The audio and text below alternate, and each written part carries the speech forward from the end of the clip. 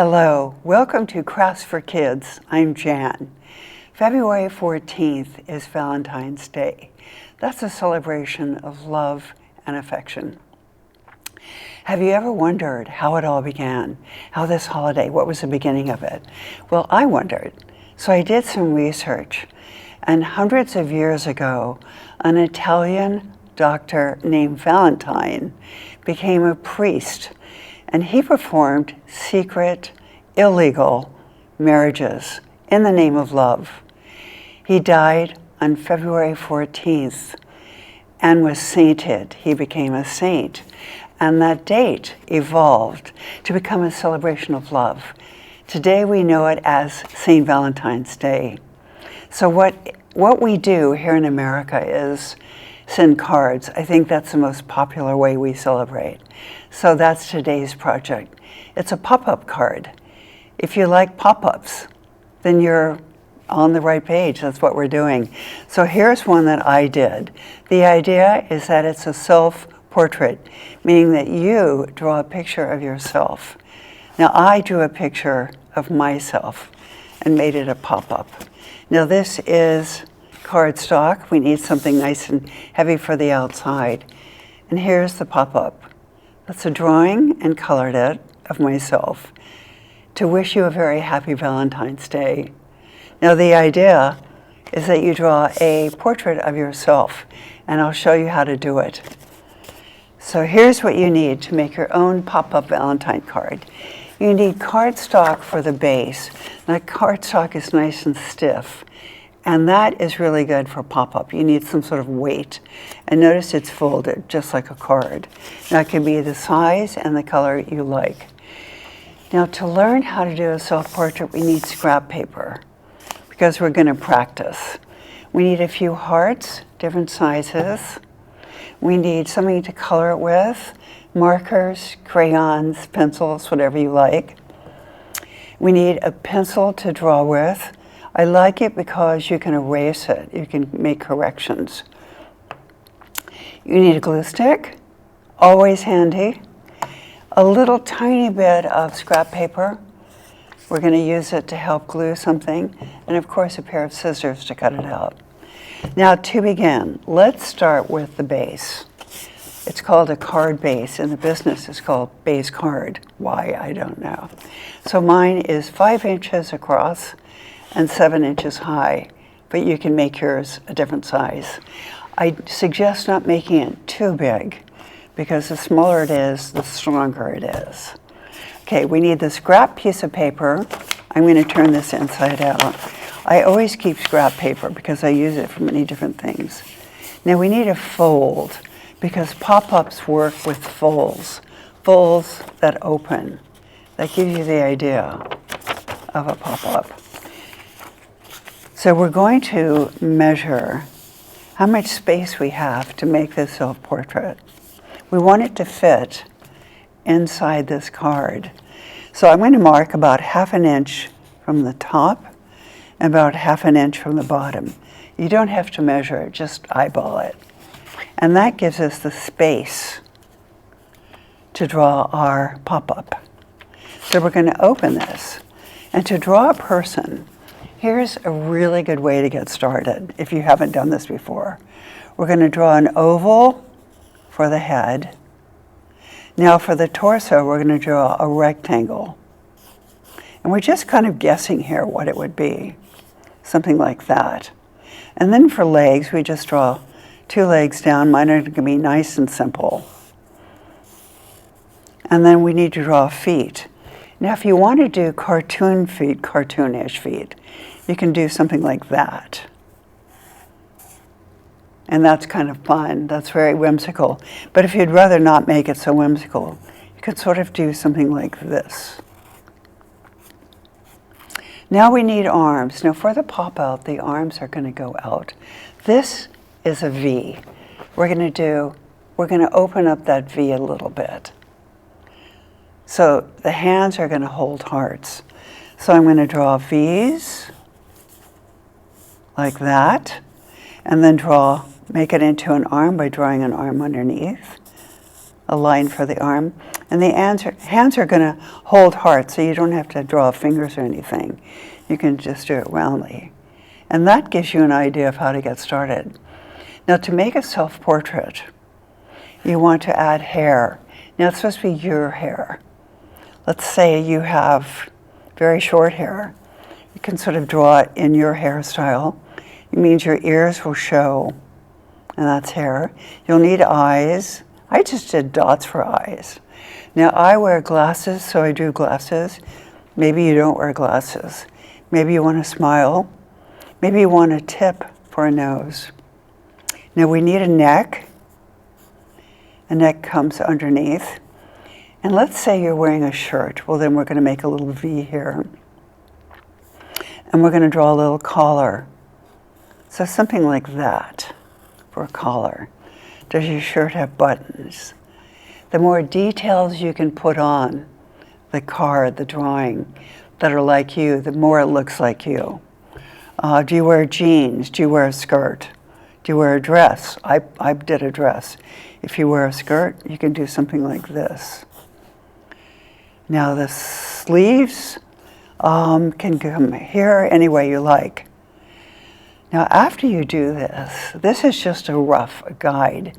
You can either solidify the drawing with a pen, and use it and erase the pencil line, or you can cut it out like I did here, and then use it on a fresh piece of paper and trace it, and then start again. So you have a pretty clean slate.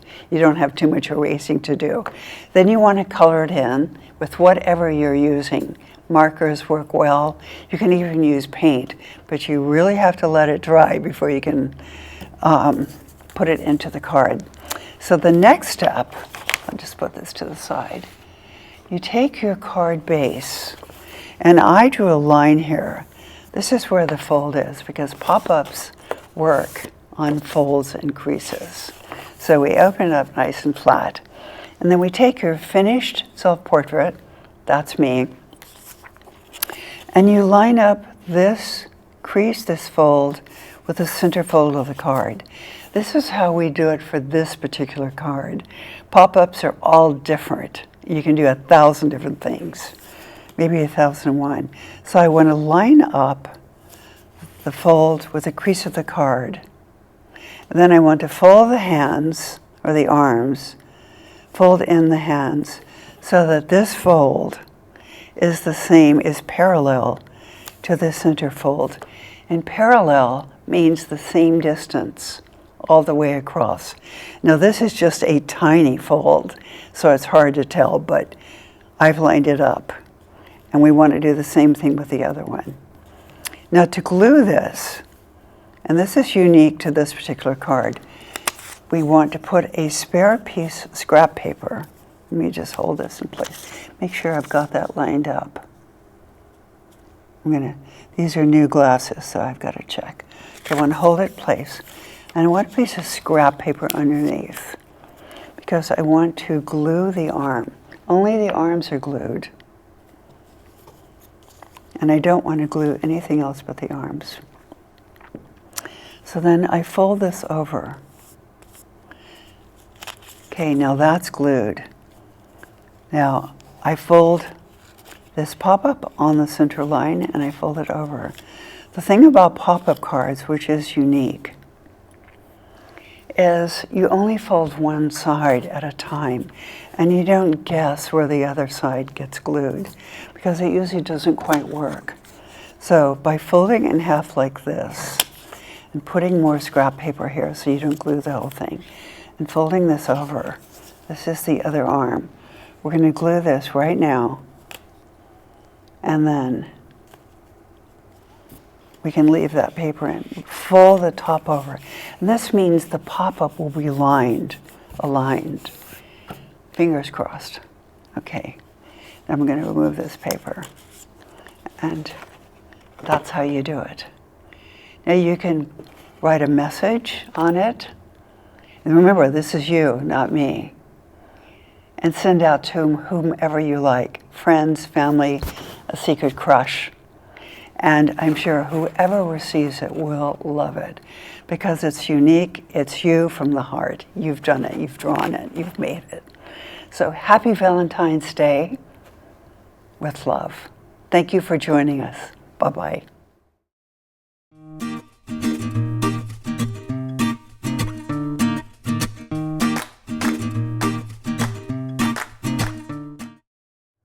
Hello, welcome to Crafts for Kids. I'm Jann. Everyone has a birthday, and that's a good thing because we love to celebrate them. Even a couple of thousand years ago, I've read that ancient Egyptian pharaohs celebrated their own birthday. Now in America, because we're a new country, it took until about the 1800s before we officially celebrated birthdays. And in 1893, a kindergarten teacher named Mildred Hill composed a song called Good Morning to All to welcome her class. And the kids, legend has it, changed the words to Happy Birthday to You. That's a song that's become so popular, it's been translated into over 20 languages. I'm sure you know it. Happy birthday to you. That's as far as I'll go. Anyway, so I thought we could make something for a birthday. Could be yours, could be somebody else's. But I like the idea of a birthday crown. Now this is made from a grocery bag and a cereal box. So that's kind of fun to make something festive out of something so, I'd say, normal and everyday. It's recycling at its best. So the crown hopefully fits on you or whomever you want to make it for.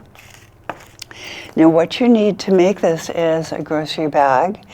A grocery bag is very wide and the paper is very strong, so it's a fantastic paper to use.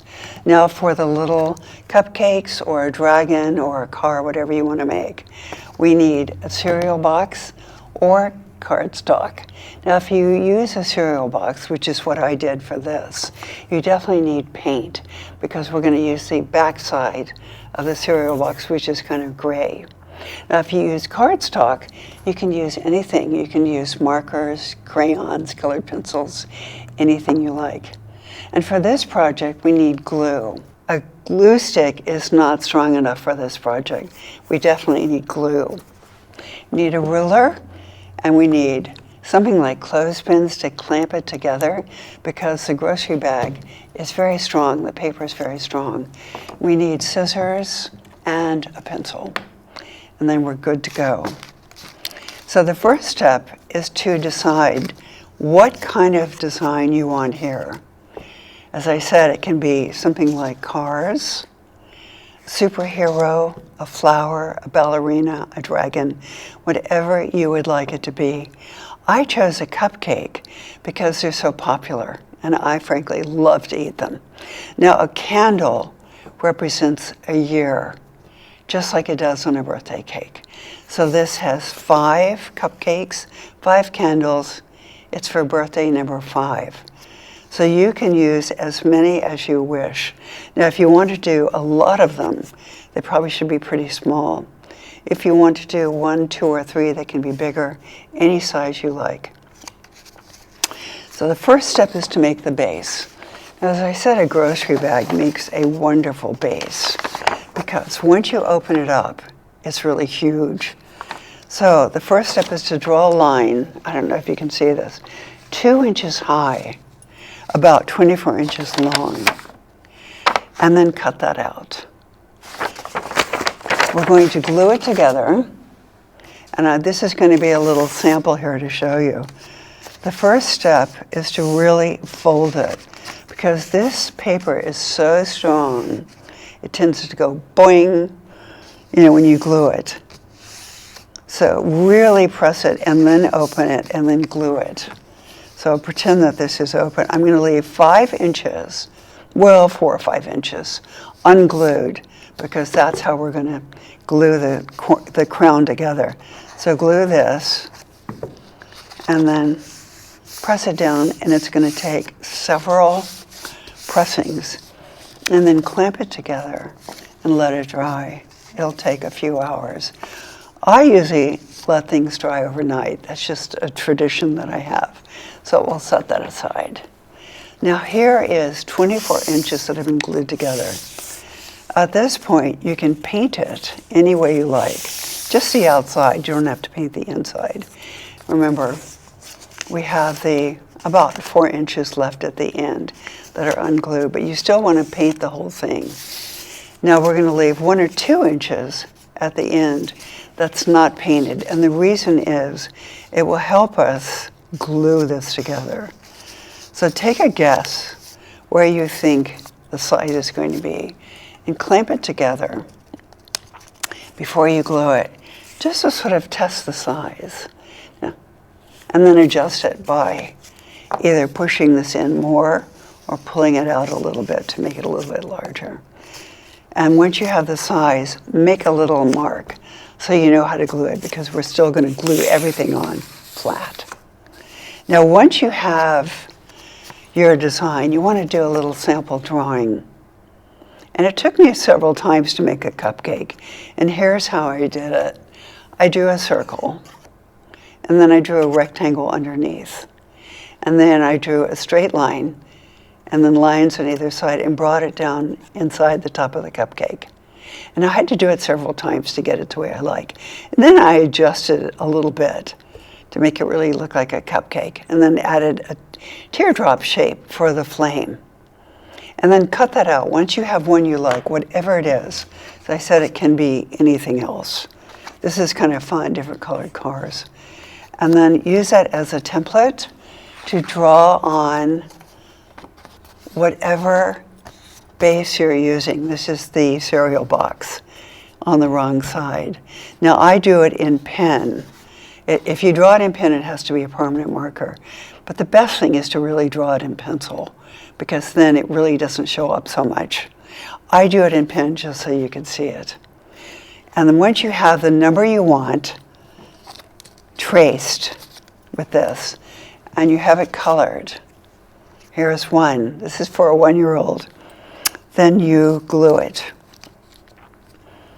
with this glue, and then clamp it on with these handy clothespins and leave it to really let it dry. The center of it, you don't have to do all the way out to the edge, because since it's round, it may or may not follow the fold. Anyway, glue it to the best of your ability. Then, if you want, you can make a heart or a star or a circle or anything you like. It even could be somebody's name, especially if it's a short name, not Alexandra or something like that. Alex would be fine. And glue them in place. And once you have these in place, fill in, as I said, with another design. And then if you want to put a little dab of paint in to make it more interesting, that looks good to me. And after it dries, then glue the ends together. Like I showed you before, overlap it to the little mark you've made, glue it, and then clamp it. Clamping is a secret here. And then once that's finished, you should have a fun, a very festive birthday crown for someone special and yourself, and you are special. So happy birthday. I hope you enjoy making a birthday crown. Thank you for joining us. Bye-bye.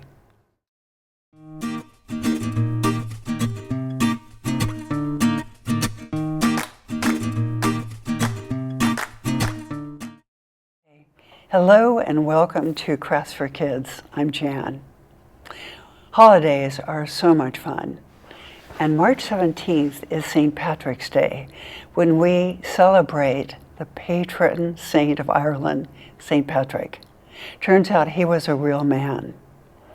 Now, I researched this, and it turns out when Patrick was a teenager and a Roman living in Britain, he was captured by Irish pirates and taken as a slave to Ireland.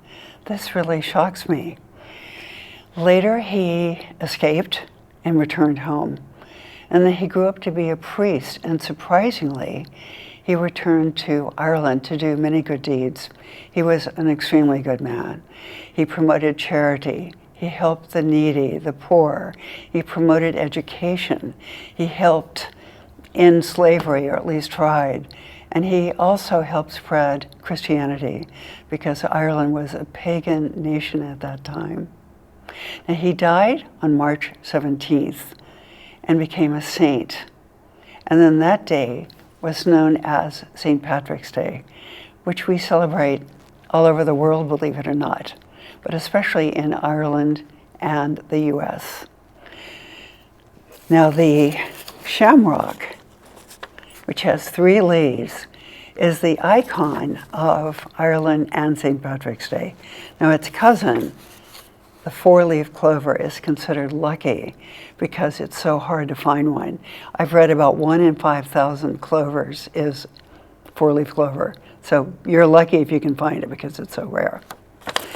Now, Irish folklore says that if you wear green on St. Patrick's, it's lucky. And it also helps make you invisible to those wee, mischievous leprechauns that like to play tricks on us. So I definitely wear green on St. Patrick's. Now, I thought in honor of St. Patrick's, we could have a bit of fun by making a wee leprechaun's cottage. It's a mushroom. In a field of clover, I did shamrocks and 4-leaf clovers to cover our bases and made a little rainbow path out of paper, but it could be painted also. So the first step, you need a toilet paper tube, the famous TP tube. You need a cap, a mushroom cap, which can be a cupcake liner. This was the only color I had, but they could be brighter. Or you can make a paper mache one, which I'll show you how to do. You need paper or paint to make the rainbow walkway. Definitely glue. A glue stick is just not strong enough. You need paint, paintbrush, water, scissors, and we always use a pencil for something. I'll show you how to make the little shamrocks. And right now I'll just do a little demo on how to make a paper mache mushroom cap. Now this is much bigger than we need, but I'm doing it so you can, hopefully easier for you to see. We need a base of some sort. We need a balloon blown up to the size you want, and we need strips of soft paper. I love to use paper towels because they're strong, they tear easily, and tearing the strips is the secret of making a very smooth paper mache. You can cut them, it's faster, but tearing them is the secret of a really good paper mache. So I just used about 2 or so pieces of paper toweling to make this. Cut them into 1-inch strips. It's a very good size to work with. Now I have some water here, and that represents a mixture, 50-50, half and half, of white glue and water. That's really perfect. But I'm going to dip this in water, pretending it's glue and water. And you do want to wipe off the excess. And you put the strip on the balloon. I have plastic wrap to hold it, which I like. It's my favorite because it holds everything in place. It's just super easy. So dip it in the glue water mixture and make the strips overlap in different directions. That gives it strength. And you'll see that when the edges are torn, it just sort of melts together in one unit. And just do a whole, like about half of it. Let that dry. I usually let it dry overnight, but that does take some patience. And then I do a second layer. And then after it's really dry, you pop the balloon or take it off, whatever you like, and then cut around it with scissors. And it's surprisingly strong. Cut it to the size you like, and then paint it. It just worked so well, I really loved it. Now the TP tube under here was not trimmed at all, but I tested it first to make sure that I knew what length it would be. Now after you've painted everything, the base, the TP tube, and the actual tube itself, you can cut little bits of grass from the green paper. I did put little color on here by making a hole punch. You can do anything you like, but I thought it'd add a little bit of color to it. And then these little tiny shamrocks. So I'm going to show you how to make shamrocks. I'll do big ones, and then you can make any size you like. So this paper tube over here, mushroom cap is drawing. So first of all, we need a square. And I think I'll test this square. Even though I cut part out of it, maybe it's okay. So the first step is to fold it in half, matching the corners, and then giving us a nice crease. I'm very big on creases because they're guidelines, and that way we can see them. And then fold this in half the other direction. Always matching the corners, making it nice and neat, and a really good crease here. You can also use a pencil or something like that if you want. Now, we can fold this in half diagonally. This is optional. And make another sharp crease. That's the hardest. Now, if you do it like this, you can use, I think I'll open it up actually. And right here, you can either draw it or just cut. We're going to draw a heart shape. Like that. And this is the point of the heart. Now with scissors, I'm going to cut this out. They're tucked back there somewhere. Just kind of cut along the lines. Now you can adjust it as you cut it if you want, if the line isn't quite what you think it should be. So I'm cutting out this heart.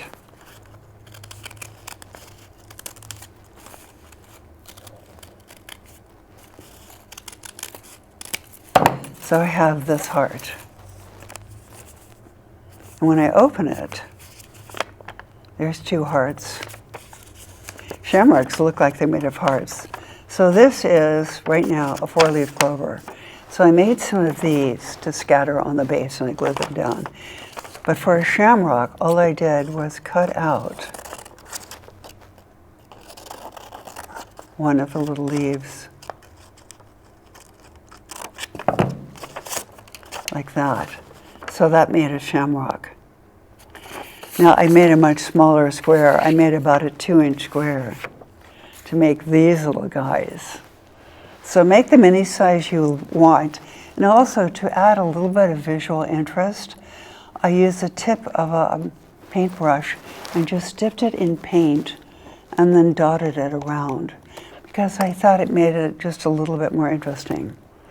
And then the little rainbow path. I cut, I think it's smaller than a 1-inch square and just glued it down. And that worked really well. So I hope you have some fun on St. Patrick's Day and you wear green and make a little home for a leprechaun. Rumor has it, besides playing tricks on us, they hide little pots of gold here and there. So who knows, they may have one inside their house. So happy St. Patrick's Day, and thank you for joining us. Bye-bye.